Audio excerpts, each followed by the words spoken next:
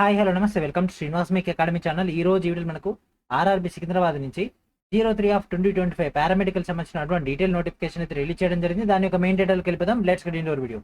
So వీడియోలోకి వెళ్ళిపోయి ప్రతి ఒక్కరు కూడా శ్రీనివాస్ మేక్ యాప్ని ఇన్స్టాల్ చేసి రెగ్యులర్గా ఫాలో అవుతుండండి. ఈ యొక్క యాప్ నుంచి మీకు కావాల్సినటువంటి కంటెంట్ మొత్తం కూడా లభించడం జరుగుతుంది. మొత్తం మీద మనకు 434 పోస్టులతో ఈ యొక్క డీటెయిల్ సెంట్రలైజ్డ్ నోటిఫికేషన్ నెంబర్ 03/2025 అయితే కొద్దిసేపటి క్రితమే రిలీజ్ చేయడం జరిగింది. సో ఇక్కడ మనకి ఇంగ్లీష్లో అండ్ అదేవిధంగా హిందీలో నోటిఫికేషన్తో పాటు ఇక్కడ మనకు అప్లికేషన్ ప్రాసెస్ సంబంధించినటువంటి లింక్ అనేది ప్రొవైడ్ చేయడం జరిగింది. రేపటి నుంచి మనకి యొక్క అప్లికేషన్ ప్రాసెస్ అయితే స్టార్ట్ అవుతుంది. సో ఫస్ట్ మన యొక్క డీటెయిల్ నోటిఫికేషన్లోకి వెళ్ళిపోదాం. అండ్ ఇక్కడ కనిపిస్తుంది కదా ఇంగ్లీష్, డైరెక్ట్ దీనిపైన క్లిక్ చేసినట్లయితే మనకి ఈ విధంగా రావడం జరుగుతుంది. So detail centralized employment notification number 03/2025 ఈ యొక్క పారామెడికల్ కేటగిరీ సంబంధించినటువంటి రిక్రూట్మెంట్. సో ఈ యొక్క న్యూస్ అనేది ఎంప్లాయ్మెంట్ న్యూస్లో మనకు ఈ యొక్క జూలై 26వ తేదీ రోజు రావడం జరిగింది కదా. ఆన్లైన్ అప్లికేషన్ ప్రాసెస్ అనేది మనకు రేపటి నుంచి అవైలబిలిటీలో ఉంటుంది. అండ్ లాస్ట్ డేట్ కనుక తీసుకున్నట్లయితే సెప్టెంబర్ 8వ తేదీ రోజు నైట్ వరకు అయితే అవైలబిలిటీలో ఉంటుంది. అండ్ ఫీ పేమెంట్కి మనకు సెప్టెంబర్ 10వ తేదీ వరకు. అండ్ ఏమైనా మోడిఫికేషన్స్ ఉన్నట్లయితే ఆ యొక్క ప్రాసెస్ అనేది అంటే ఆ యొక్క విండో అనేది మనకి ఒక సెప్టెంబర్ 11 నుంచి 20 వరకు అయితే అవైలబిలిటీలో ఉంటుంది. అండ్ ఈ యొక్క స్క్రైబ్ సంబంధించి ఏదైనా ప్రాసెస్ ఉన్నట్లయితే వాళ్ళు మాత్రం సెప్టెంబర్ 21 నుంచి 25 లోపు ఆ యొక్క డేటాను అయితే ఫుల్ఫిల్ చేయాల్సి ఉంటుంది.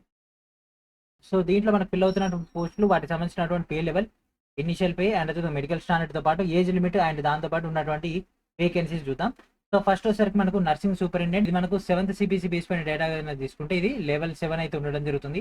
Initial pay 44,900, medical standard C1 ఉంటే సరిపోతుంది. ఏజ్ లిమిట్ కన్నా తీసుకుంటే minimum 20 maximum 40 for the OC అంటే యూఆర్ కేటగిరీ సంబంధించింది. అండ్ రిలాక్సేషన్ కూడా మనకు వర్తిస్తుంది. And as per the return 1/1/2026 ప్రకారంగా వీళ్ళ యొక్క కట్ ఆఫ్ ఏజ్ అయితే ఉండడం జరుగుతుంది. టోటల్ వేకెన్సీస్ కనుక తీసుకుంటే 272 ఉన్నటువంటి దాంట్లో ఇదే హైయెస్ట్. నెక్స్ట్ డయాలసిస్ టెక్నీషియన్ కనుక తీసుకుంటే లెవెల్ 6 బేస్ పైన 35,400 ఇనిషియల్ పేతో డీప్ మెడికల్ స్టాండర్డ్ అయితే ఉండాల్సి ఉంటుంది. అప్పర్ ఏజ్ లిమిట్ కనుక తీసుకుంటే 33 years. అండ్ దీంట్లో కేవలం 4 పోస్టులు మాత్రమే ఇవ్వడం జరిగింది. And next health and malaria inspector grade 2 కనుక తీసుకుంటే లెవెల్ 6 బేస్ పైన వీళ్ళకు కూడా ఇనిషియల్ పే 35,400, మెడికల్ స్టాండర్డ్ కనుక తీసుకుంటే C1 అండ్ అదేవిధంగా ఏజ్ లిమిట్ కనుక తీసుకుంటే అప్పర్ ఏజ్ లిమిట్ వచ్చేసరికి 33 years. పోస్టులు కూడా 33. And next pharmacist entry grade కనుక తీసుకుంటే లెవెల్ 5 బేస్ పైన 29,200 ఇనిషియల్ పే తోటి మనకి ఇక్కడ మెడికల్ స్టాండర్డ్ C2తో రావడం జరుగుతుంది. అప్పర్ ఏజ్ లిమిట్ అనేది 35 years for the UR and అదేవిధంగా రిలాక్సేషన్ వర్తిస్తుంది. సో దీంట్లో మనకు సెకండ్ హైయెస్ట్ గా 105 పోస్టులు అయితే కేటాయించడం జరిగింది. నెక్స్ట్ రేడియోగ్రాఫర్ ఎక్స్రే టెక్నీషియన్ కనుక తీసుకుంటే పే లెవెల్ కనుక తీసుకుంటే 5th లెవెల్ అండ్ అదేవిధంగా వీళ్ళ యొక్క ఇనిషియల్ పే కనుక తీసుకుంటే 29,200, మెడికల్ స్టాండర్డ్ కనుక తీసుకుంటే B1 అండ్ అదేవిధంగా వీళ్ళ యొక్క age limit as per the rate and 1/1/2026 ప్రకారంగా యూఆర్కి 33 years అయితే ఉండాల్సి ఉంటుంది. అండ్ 4 పోస్టులు అయితే కేటాయించడం జరిగింది. ఈసీజీ టెక్నీషియన్ కనుక తీసుకుంటే లెవెల్ 4 బేస్ పని ఒక పోస్ట్ అయితే ఫిల్ చేస్తున్నారు. Initial pay 25,500, C1 medical standard తోటి అప్పర్ ఏజ్ లిమిట్ అనేది 33 years తోటి మనకి ఇక్కడ 4 పోస్టులు మాత్రమే కేటాయించడం జరిగింది. లాబొరేటరీ అసిస్టెంట్ గ్రేడ్ 2 కన్నా తీసుకుంటే లెవెల్ 3 సంబంధించినటువంటిది వీళ్ళ యొక్క ఇనిషియల్ పే కన్నా తీసుకుంటే 21,700 అండ్ B1 మెడికల్ స్టాండర్డ్ తోటి అప్పర్ ఏజ్ లిమిట్ అనేది 33 years తోటి 12 వేకెన్సీస్ అయితే ఇవ్వడం జరిగింది. సో మొత్తం ఆల్ ఓవర్ ద ఇండియాలో మనకు ఉన్నటువంటి అన్ని రైల్వే జోన్స్ లో కలుపుకుంటే మనకు మొత్తం 434 పోస్టులు అయితే అలాట్మెంట్ చేయడం జరిగింది. యానెక్సర్ బిలో ఆర్ఆర్బీ వైజ్ గా అంటే జోన్ వైజ్ గా, దాంతోపాటు మనకి ఇక్కడ పోస్ట్ వైజ్ గా ఆ యొక్క వేకెన్సీస్ డేటా ఉంటుంది. అన్ని జోన్లు అన్ని కేటగిరీ వైజ్ గా పోస్టులు అయితే లేవు, కొన్ని మాత్రమే ఉన్నాయి. ఈ యొక్క ఏడిట్లో మన సికింద్రాబాద్ కేవలం 3 మాత్రమే ఉండడం జరిగింది. సికింద్రాబాద్ లో మొత్తం కలిపి దాదాపు మోస్ట్లీ నాకు తెలిసి అయితే 10 ఉండొచ్చు. చూద్దాం, ఇదే వీడియో చివరి వరకు చూస్తే మీకు కూడా క్లారిటీ వస్తుంది. అండ్ మెయిన్ పాయింట్ ఇక్కడ చూడండి, who are waiting for the final results. ఎవరైతే ఫైనల్ రిజల్ట్స్ కోసం ఎదురు చూస్తున్నారో ఈ యొక్క ఎడ్యుకేషన్ లేదా టెక్నికల్ క్వాలిఫికేషన్ కి వాళ్ళు అనర్హులు. ఎవరైతే ఆల్రెడీ ఈ పాటికి పాస్ అయి ఉంటారో వాళ్ళు మాత్రమే ఈ యొక్క పోస్టులకు అర్హులు తప్ప ఎవరైతే ఫైనల్ రిజల్ట్స్ కోసం అంటే ఎగ్జామ్స్ రాసే రిజల్ట్స్ కోసం లేకపోతే ఇంకా కొద్ది రోజుల్లో ఆ యొక్క ప్రాసెస్ అవుతుందనే వాళ్ళు మాత్రం అనర్హులు. ఓకే, సో ఈ అప్లికేషన్ లాస్ట్ డేట్ వరకు అది అయిపోవాలి. Okay, and next medical standard కనుక తీసుకుంటే B1 కనుక తీసుకున్నట్లయితే డిస్టెన్స్ విజన్ 6/9 6/12 ఉండాలి విత్ ఆర్ వితౌట్ గ్లాసెస్ తోటి. అండ్ నెక్స్ట్ నియర్ విజన్, మనకి ఇక్కడ colour vision, binocular vision, night vision and mesopic vision అయితే క్లియర్ అవ్వాల్సి ఉంటుంది. C1 కనుక తీసుకుంటే 6/12 or 6/18 with or without glasses. మనం మామూలుగా ఒక న్యూస్ పేపర్ అట్లాంటి వాటి చదవగలిగితే సరిపోతుంది. C2 కనుక తీసుకుంటే మనకు 6/12 విత్ ఆర్ వితౌట్ గ్లాసెస్ తో మనకు 6/12 వస్తే సరిపోతుంది. అండ్ దాంతోపాటు సేమ్ ఇంతే విత్ ఆర్ వితౌట్ గ్లాసెస్ తో నియర్ విజన్, ఇదంతా కూడా క్యాజువల్ గానే ఉంటుంది. ఒక B1 కి కొద్దిగా టఫ్ ఉంటుంది, ఇదంతా ఈజీ. అండ్ అదేవిధంగా ఏజ్ కట్ ఆఫ్ కనుక తీసుకుంటే ఇక్కడ ఏజ్ వైజ్ గా అండ్ దాంతోపాటు వాళ్ళ యొక్క పుట్టినటువంటి డేట్, ఈ యొక్క డేట్ తర్వాత పుట్టిన వాళ్ళు అనర్హులు. అండ్ దాంతోపాటు మనకి ఇక్కడ కట్ ఆఫ్ డేట్ కనుక తీసుకుంటే యూఆర్ కి, ఓబీసీ ఎన్సీఎల్ కి, ఎస్సీ ఎస్టీకి సంబంధించినటువంటి డేటా. అండ్ అదేవిధంగా ఏజ్ రిలాక్సేషన్ కనుక తీసుకుంటే ఎస్సీ ఎస్టీకి 5 years, OBC non creamy layer 3 years and దాంతోపాటు ఎక్సెస్ సర్వీస్ మెన్ అండ్ అదేవిధంగా పీడబ్ల్యూడీ అండ్ అదేవిధంగా మరికొన్ని డీటెయిల్స్ అయితే మనకి ఇక్కడ ఇవ్వడం జరిగింది. అండ్ నెక్స్ట్ అప్లికేషన్ ఫీ కనుక తీసుకుంటే SC, ST, ex servicemen, PWD, female, transgender, minorities or EBC వీళ్ళందరూ కూడా 250 రూపీస్ అయితే ఫీ పేమెంట్ చేయాల్సి ఉంటుంది. ఈ యొక్క పేమెంట్ చేసిన వాళ్ళు ఎవరైతే ఎగ్జామ్ అపీర్ అవుతారో అంటే ఈ యొక్క సిబిటీకి అపీర్ అవుతారో వాళ్ళందరూ కూడా రీఫండ్ చేయడం జరుగుతుంది. అండ్ రిమైనింగ్ క్యాండిడేట్స్ అంటే ఈ యొక్క ఓసీ, ఓబీసీ క్యాండిడేట్స్ అందరూ కూడా ఈ యొక్క 500 రూపీస్ అయితే ఫీ పేమెంట్ చేయాల్సి ఉంటుంది. ఎగ్జామ్ అయిపోగానే మీకు 400 రూపీస్ అయితే రీఫండ్ అయితే అవ్వడం జరుగుతుంది. కేవలం ఎగ్జామ్ అపీర్ అయినటువంటి వాళ్ళకి మాత్రమే అమౌంట్ అయితే ఇవ్వడం జరుగుతుంది. And next recruitment process. So ఈ యొక్క రిక్రూట్మెంట్ ప్రాసెస్ లో కనుక తీసుకుని మనకు సింగిల్ సిబిటీ అయితే ఉంటుంది. ఈ యొక్క సిబిటీ తర్వాత మనకు డివి ఉంటుంది. డివి తర్వాత రిమైనింగ్ ప్రాసెస్ అయితే కంటిన్యూ అవ్వడం జరుగుతుంది. సో ఇక్కడ మనకు 100 క్వశ్చన్స్ ని 90 మినిట్స్ లో సాల్వ్ చేయాల్సి ఉంటుంది. సో ఈచ్ క్వశ్చన్ కి 4 ఆప్షన్స్ అయితే రావడం జరుగుతుంది. అండ్ దాంతోపాటు వీళ్ళకు 1/3 నెగిటివ్ కూడా ఉండడం జరుగుతుంది. ఓకే, సో వీళ్ళకి సంబంధించినటువంటి డేటా కనుక తీసుకుంటే మొత్తం 100 మార్క్స్ లో professional ability 70 questions 70 marks, general awareness 10 questions 10 marks, arithmetic, general intelligence and reasoning 10 questions 10 marks, general science 10 questions 10 marks. ఈ విధంగా పేపర్ ప్యాటర్న్ అయితే ప్రొవైడ్ చేయడం జరిగింది. సో ఇక సిబిటీలో ఎవరైతే బాగా పర్ఫార్మెన్స్ చేస్తారో దాంట్లో 1:1 రేషియోలు అంటే ఉన్నటువంటి 434 పోస్టులకి 434 మందిని అయితే డీబీకి అయితే షార్ట్ లిస్ట్ అయితే చేయడం జరుగుతుంది. ఇక్కడ క్లియర్ గా మెన్షన్ చేయడం జరిగింది కదా, నో స్టాండ్ బై లిస్ట్ అంటే ఎటువంటి స్టాండ్ బై లిస్ట్ అయితే ఉండదు. ఓకే, అండ్ అదేవిధంగా ఎవరైతే ఈ యొక్క డీబీ టైంలో ఒరిజినల్ సర్టిఫికేట్స్ ప్రొవైడ్ చేయరో వాళ్ళందరూ కూడా అడిషనల్ టైం అయితే ఇవ్వరు. సో అట్లా చాలా పాయింట్స్ అయితే ఇక్కడ ఇవ్వడం జరిగింది. మనం మెయిన్ పాయింట్స్ మాత్రం మీకు ఇక్కడ ఎక్స్ప్లెయిన్ చేయడం జరుగుతుంది generalised point of view.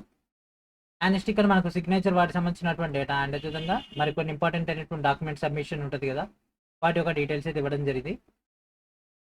And next post parameters. So ఇక్కడ మనకు పోస్టుల వారీగా ఉన్నటువంటి మినిమం ఎడ్యుకేషన్ క్వాలిఫికేషన్ మనకి ఇక్కడ 7 టైప్స్ ఆఫ్ పోస్టులు అయితే ఇవ్వడం జరిగింది కదా, 1 by 1 అది చూద్దాం. ఫస్ట్ వచ్చేసరికి నర్సింగ్ సూపరింటెండెంట్ లెవెల్ 7 బేస్ పైన ఈ యొక్క డేటా అయితే ఇవ్వడం జరిగింది కదా. Certificate as registered nurse and midwife having 3 years course in general nursing and midwifery from a school of nursing or other institute recognized by the Indian nursing council or BSc nursing. So ఇక BSc nursing లేదా Indian nursing council దాంట్లో 3 years ఈ యొక్క course చేసి ఉండాలి. And దాంతోపాటు వీళ్ళ యొక్క నర్స్ లేదా మిడ్ వైఫ్ దాంట్లో రిజిస్టర్డ్ అయితే అవ్వాల్సి ఉంటుంది. అండ్ దానికి సంబంధించినటువంటి కొంత రిలేటెడ్ డేటా. అండ్ నెక్స్ట్ వచ్చేసరికి డయాలసిస్ టెక్నీషియన్ కన్నా తీసుకుంటే BSc plus diploma in haemodialysis లేదా 2 years satisfactory in house training లేదా ఎక్స్పీరియన్స్ ఇన్ హిమోడయాలసిస్ వరకు రిపీటెడ్ ఇన్స్టిట్యూట్ వీటికి సంబంధించినటువంటి ప్రూఫ్స్ అయితే మీరు ప్రొవైడ్ చేయాల్సి ఉంటుంది. అంటే ఏదైనా రిపీటెడ్ ఇన్స్టిట్యూట్లో మీరు చేసి ఉంటే దానికి సంబంధించినటువంటి ప్రూఫ్స్ ఉండాల్సి ఉంటుంది. సో బీఎస్సీ ఖచ్చితంగా చేయాలి. బీఎస్సీ తర్వాత ఈ యొక్క డిప్లొమా ఇన్ హిమోడయాలసిస్ కానీ లేకపోతే ఈ యొక్క 2 years ఎక్స్పీరియన్స్ కానీ ఉండాల్సి ఉంటుంది. And next health and malaria inspector grade 2 BSc having studied chemistry as main or optional subject in any branch of chemistry. So ఇక బీఎస్సీ దాంట్లో మీరు యొక్క కెమిస్ట్రీ అనే ఒక సబ్జెక్ట్ని మీరు మెయిన్ స్ట్రీమ్లో కానీ లేదంటే ఒక ఆప్షనల్ సబ్జెక్ట్గా కానీ మీరు ఈ యొక్క బ్రాంచ్లో అంటే మీ యొక్క అకాడమిక్లో ఉండాల్సి ఉంటుంది. దాంతోపాటు 1 year diploma in health or sanitary inspector లేదా 1 year national trade certificate NTC in health sanitary inspector ఆ యొక్క సర్టిఫికేట్ ఉంటేనే మీరు ఎలిజిబుల్. అంటే బీఎస్సీలో కెమిస్ట్రీ ఉండాలి అండ్ దాంతోపాటు మీకు యొక్క 1 year యొక్క సర్టిఫికేట్ ఉంటేనే మీరు యొక్క పోస్ట్కి ఎలిజిబుల్. లేకుండా నా దగ్గర ఓన్లీ బీఎస్సీ మాత్రమే ఉందంటే మాత్రం అనర్హులే. ఫార్మసిస్ట్ గా తీసుకుంటే 10+2 in science or its equivalent అంటే ఇంటర్ ఎంపీసీ కానీ బైపీసీ చేసిన వాళ్ళు అర్హులని అనుకుంటారు. కానీ దాంతోపాటు ఇక్కడ చూడండి with diploma in pharmacy from a recognised institute and registered as a pharmacist under the pharmacy act 1948. అంటే మీరు ఇంటర్తో పాటు ఈ యొక్క డిప్లొమా ఇన్ ఫార్మసీ అని చేసి ఉండాలి. లేదు అంటే బ్యాచులర్ డిగ్రీ ఇన్ ఫార్మసీ అంటే ఈ యొక్క బీఫార్మ్ చేసిన వాళ్ళైనా ఈ యొక్క పోస్ట్ కార్పులే. నెక్స్ట్ రేడియోగ్రాఫర్ ఎక్స్రే టెక్నీషియన్ గా తీసుకుంటే 10+2 with physics and chemistry. And ఇక్కడ చూడండి ఇంటర్లో మీరు ఫిజిక్స్ కెమిస్ట్రీ అంటే ఎంపీసీ కానీ బైపీసీ కానీ అండ్ దాంతోపాటు ఇక్కడ డిప్లొమా ఇన్ రేడియోగ్రఫీ లేదా x-ray technician radio dialysis technology చేసిన వాళ్ళు అర్హులు. సో ఇంటర్ ఎంపీసీ కానీ బైపీసీతో పాటు ఇది చేసి ఉండాలి. ఓన్లీ ఇంటర్ ఎంపీసీ బైపీసీ చేసిన వాళ్ళు అయితే అనర్హులు. ఓకే, సో ఈ యొక్క డేటా అయితే ఉండాల్సి ఉంటుంది. ఇక్కడ మెన్షన్ చేసారు కదా అండ్ అని, అది ఖచ్చితంగా ఉండాలి. ఈసీజీ టెక్నీషియన్ కన్నా తీసుకుంటే ఇంటర్మీడియట్ లేదా graduation in science having a certificate or diploma or degree in ECG laboratory technology are cardiology technician are cardiology techniques of A repeated institute. So ఇక్కడ ఏంటంటే మీరు ఇంటర్మీడియట్ లేదా డిగ్రీ ఇన్ సైన్స్ దాంతోపాటు ECG laboratory technology కానీ cardiology technician కానీ cardiology techniques కానీ వీటికి సంబంధించినటువంటి మీకు ఆ యొక్క సర్టిఫికేట్ ఉండాలి లేదా డిప్లొమా ఉండాలి లేదా దానిపైన డిగ్రీ ఉంటేనే మీరు యొక్క పోస్ట్లో ఎలిజిబుల్. ఇక 10+2 ఉంది కదా ఆర్ అని ఉంది కదా అని అనుకోకండి. ఇగో ఇది జస్ట్ ఇగో ఇంత మటుకే 10+2 are graduation in science. Okay, lab assistant grade 2. So lab assistant grade 2 కన్నా తీసుకొని ఇక్కడ ఇంటర్మీడియట్ ఇన్ సైన్స్ ప్లస్ అంటే ఇంటర్మీడియట్లో సైన్స్ అంటే ఎంపీసీ కానీ బైపీసీ కానీ ప్లస్ మనకి ఇక్కడ diploma in medical laboratory technology DMLT కానీ లేదంటే మీరు యొక్క certificate course in medical lab ఇచ్చేసిన వాళ్ళని అర్హులు. అండ్ దాంతోపాటు మనకి ఇక్కడ ఇంకా ఎక్స్టెన్షన్ డేటా అయితే ఇవ్వడం జరిగింది. సో ఇదంతా మనకు అనవసరం, ఇది మెయిన్ ఎలిజిబిలిటీ. ఓకే, సో ఈ విధంగా మనకైతే ఆ యొక్క పోస్టులు అయితే కేటాయించడం జరిగింది. జనరల్ ఇంటర్, జనరల్ డిగ్రీ వాళ్ళు ఎవ్వరు కూడా అర్హులు కాదు, ఓన్లీ స్పెషలైజ్డ్ అయినటువంటి వాళ్ళు మాత్రమే అర్హులు. ఓకే, ఇప్పుడు మనం జోన్ వైజ్ గా వేకెన్సీ చూద్దాం. సో లేట్ చేయకుండా దాన్ని మన యొక్క సికింద్రాబాద్కి వెళ్ళిపోదాం ఫస్ట్ అయితే. సో మన యొక్క సికింద్రాబాద్ జోన్ కన్నా తీసుకుంటే నర్సింగ్ సూపరింటెండెంట్ మనకి ఇక్కడ యుఆర్కి 2, ఎస్టీకి 1, ఓబీసీకి 1, మొత్తం మీద 4 పోస్టులు.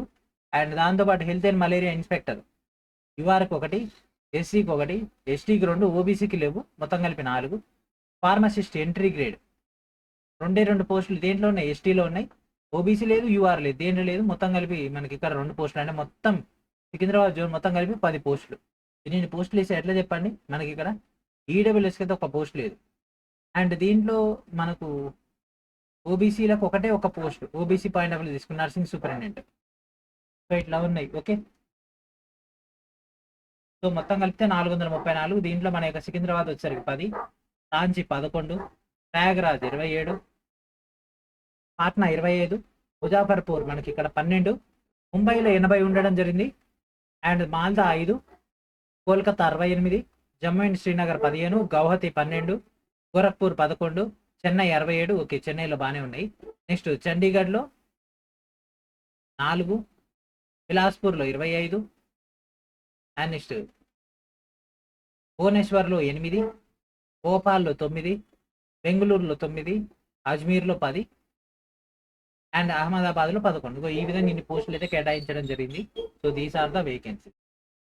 ఓకే, అండ్ నెక్స్ట్ మనకి ఇక్కడ దానికి సంబంధించినటువంటి యానెక్సర్సీ అంటే మీకు సిలబస్ ఏదైతే ఉంటుందో ఆ యొక్క సిలబస్ సంబంధించినటువంటి డేటా. సో ఇప్పటివరకు మీకు నోటిఫికేషన్లో సిలబస్ లేదని అనుకుంటారు కదా, ఇక్కడ మీకు సిలబస్ అయితే ఇవ్వడం జరిగింది. సో ఇక్కడ పోస్టుల వారికి ఆ యొక్క స్పెషలైజ్డ్ అయినటువంటి 70% డేటా ఉంది కదా దానికి సంబంధించి, అండ్ 30% సిలబస్ మీకు ఇక్కడ అందుబాటులో ఉంచడం జరిగింది. Maths, reasoning, general awareness and అదేవిధంగా ఫిజిక్స్. అండ్ దాంతోపాటు ఇంపార్టెంట్ అయినటువంటి సర్టిఫికేట్ సంబంధించినటువంటి ప్రొఫార్మ్ అయితే ఇక్కడ ఇవ్వడం జరిగింది. ఈ యొక్క సర్టిఫికేట్స్లో మీకు ఏ సర్టిఫికేట్ ఎలిజిబిలిటీ ఉంటుందో ఆ యొక్క సర్టిఫికేట్స్ అన్నిటి కూడా మీరైతే ప్రింట్అవుట్ తీసుకోవచ్చు డీటెయిల్ నోటిఫికేషన్ నుంచి. ఈ యొక్క నోటిఫికేషన్ మన యొక్క వీడియో డిస్క్రిప్షన్లో మీకు అయితే ప్రొవైడ్ చేస్తాం, మీరు అక్కడ నుంచి డౌన్లోడ్ చేసుకోవచ్చు. ఓకేనా, సో ఇది ఫ్రెండ్స్ ఈ రోజు మనకి ఒక పారామెడికల్ కేటగిరీ సంబంధించినటువంటి డీటెయిల్ నోటిఫికేషన్ అయితే రిలీజ్ చేయడం జరిగింది. అండ్ దీని ఒక అప్లికేషన్ ప్రాసెస్ రేపటి నుంచి స్టార్ట్ అవుతుంది. అండ్ అప్లికేషన్ ప్రాసెస్ అనేది rrbapply.gov.in నుంచి అయితే మీరైతే గ్యాదర్ చేసుకోవచ్చు. సో దిస్ ఈస్ rrbapply.gov.in యొక్క అఫీషియల్ వెబ్సైట్. అండ్ మీకు ఇక్కడ కనిపిస్తుంది కదా క్రియేట్ అన్ అకౌంట్, ఎవరైతే ఫస్ట్ టైం చేస్తున్నారో వాళ్ళు ఇక్కడ నుంచి క్రియేట్ చేసుకోవాల్సి ఉంటుంది. అండ్ ఇక్కడ స్క్రైబ్ సంబంధించినటువంటి డేటా. ఓకే, సో ఇది ఫ్రెండ్స్ ఈ రోజు నెక్స్ట్ వీడియో మనకు నెక్స్ట్ కలుద్దాం. And thank for watching.